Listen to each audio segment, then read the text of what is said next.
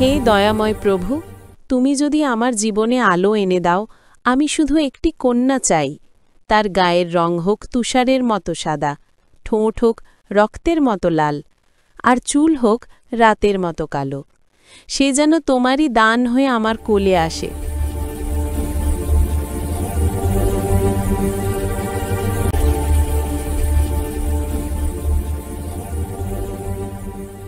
রানী, দেখো, তোমার প্রার্থনা শুনেছেন ঈশ্বর।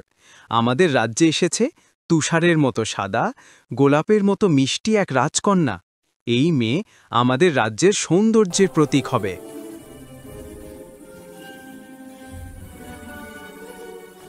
আমার সোনামণি, আমি হয়তো তোমার পাশে থাকব না, কিন্তু আমার ভালোবাসা তোমার সাথে থাকবে চিরকাল। তোমার হৃদয়ে যেন দয়া থাকে, তোমার মুখে যেন সর্বদা হাসি ফোটে। মনে রেখো, সত্যি ও ভালোবাসা কখনো হারে না।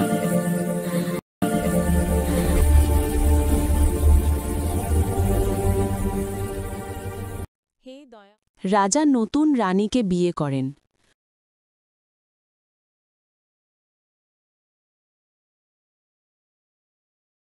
নতুন রানীর হাতে জাদুর আয়না।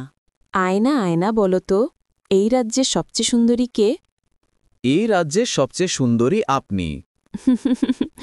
আমি জানতাম, এই সৌন্দর্যের সাথে কেউ তুলনা করতে পারে না।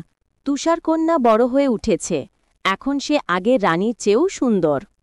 রানী, আপনি সুন্দর, কিন্তু এই রাজ্যে তুষারকন্যাই সবচেয়ে সুন্দরী। কি বললে? আমার থেকেও সুন্দর কেউ হতে পারে? আমি তাকে শেষ করে দেব। ওকে জঙ্গলে নিয়ে যাও, আর ফিরবে তখনই যখন তার প্রাণ থাকবে না। মহারানী, সে তো এখনো শিশু। আমার আদেশ প্রশ্ন করবে না। এই বনটা এত নিস্তব্ধ, কিন্তু সুন্দরও। পাখিরা গান গাইছে, হরিণরা যেন আমায় চিনে ফেলেছে। আমি কোথায় যাব এখন? রাজনদা, চলে যাও, তোমাকে আমি মারতে পারবো না। সে ছোট ঘর খুঁজে পায়, 7 বামনের বাড়ি। ইটাকার ঘর, সবকিছু এত ছোট ছোট, 7টা বিছানা, 7টা থালা। হাহা, কত মিষ্টি জায়গা! এই ছোট্ট ঘরটা কত সুন্দর। যদি একটু গুছিয়ে রাখি, সবাই খুশি হবে। আমি জানি না কারা এখানে থাকে, কিন্তু ওদের জন্য রান্না করে রাখলে খারাপ হবে না। বামন ফিরে এসে দেখে এক মেয়ে ঘুমাচ্ছে। প্রথম বামন, কে মেয়ে? দ্বিতীয় বামন, দেখো কত সুন্দর করে ঘরটা গুছিয়েছে। তৃতীয় বামন, চলো জাগাই ওকে। ওহ, আমি ভুল করে এখানে ঢুকে পড়েছিলাম। ভয় পেও না, তুমি আমাদের ঘর সাজিয়েছ, তুমি আমাদের বন্ধু। রানী আমাকে মেরে ফেলতে চেয়েছিল, কিন্তু ঈশ্বর দয়াময়, আমি বেঁচে গেছি। তুমি এখানে থাকবে, আমরা তোমাকে রক্ষা করব। আয়না, আয়না, বলো তো, এখন কি সবচেয়ে সুন্দর? রানী, আপনি নন। তুষারকন্যা এখনো জীবিত, বনের ঘরে। সে এখনো বেঁচে আছে। আমি নিজেই কাজ শেষ করব। বৃদ্ধা নারীর বেশ ধরে আপেল নিয়ে বের হয়। এইবার তুষারকন্যা আমার ফাঁদে পড়বেই। বাবা, একটু পানি দেবে? আমি অনেক দূর থেকে এসেছি। আসুন মা, বিশ্রাম নিন। না, আমাদের রাজকন্যা। ওর হাসি ছাড়া এই ঘর ফাঁকা লাগছে। কাঁচের কফিন তৈরি করে বনেই রাখে।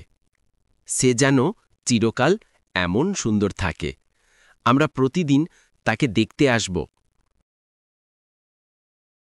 সাদে রানী আবার আয়নার কাছে যায়। আয়না, এবার তো আমি সবচেয়ে সুন্দরী?